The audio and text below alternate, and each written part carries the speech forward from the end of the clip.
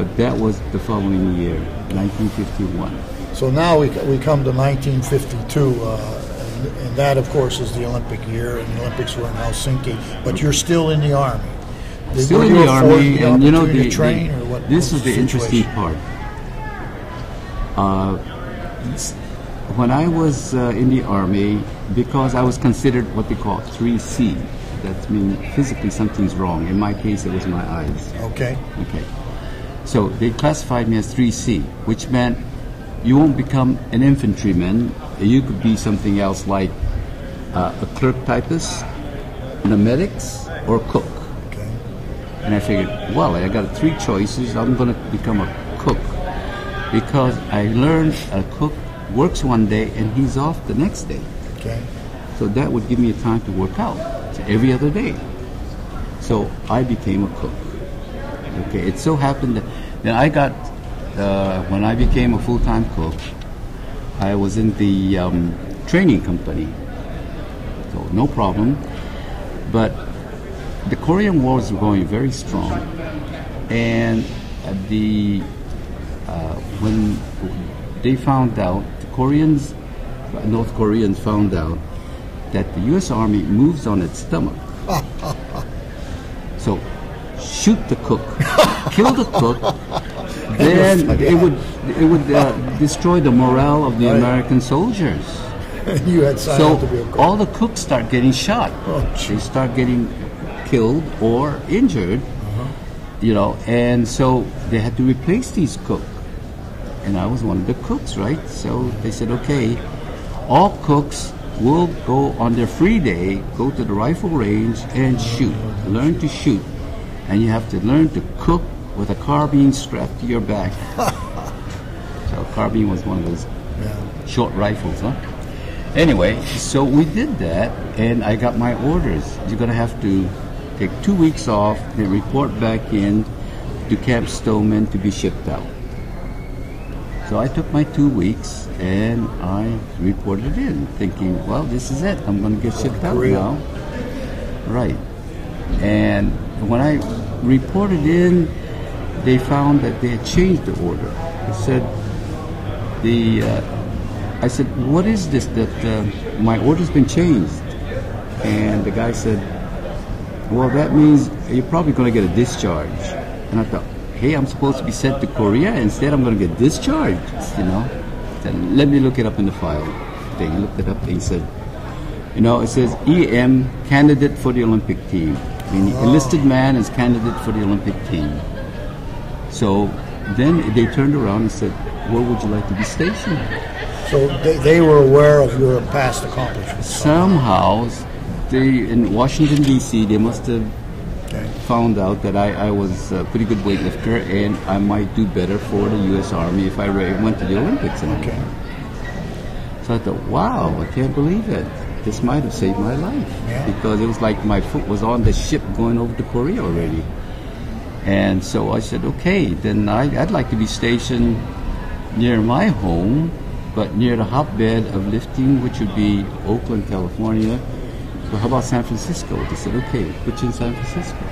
So I ended up staying in San Francisco, and I had a chance to train for the Olympics. Okay, when you went to San Francisco, was it you went to Oakland to train with Yarrick's? What's the story Well, there? I used to train at the San Francisco YMCA, and every now and then go over to Yarrick's to train at Yarrick's. Right. Because that was on the West Coast, in the Northern California anyway. That was the hotbed for weightlifting. There was a good 90 kilo lifter, Danny U-Haul. Dan U-Haul, and even Roy Hilligan was a good weightlifter too. He was a Mr. America, but he was a good weightlifter too. So then now in June of '52, this is when what the trials were also the senior nationals, and they were. Yeah, it was a combination. Okay, and where were they had a combination in New York. Okay. It was a combination U.S. Olympic trials with the national championship. Okay. And again, Joe Pittman was there. Okay. And Olympic champion Frank Spellman had reduced to that class too. Class 148. But yeah, I competed and I won. So I was selected on the Olympic team. From there, then you went with the team to Helsinki. Right. So the Army had cut the order so that if I make the Olympic team, I stay there with the Olympic group. If not, I would be going back. But I made the team, so I continued on.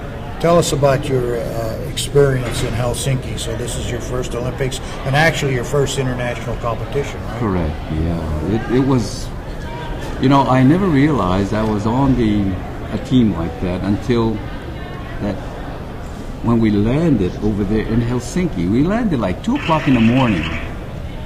And they have it, what they call the midnight sun, because the Earth is revolved in such a way that's tilted toward the sun.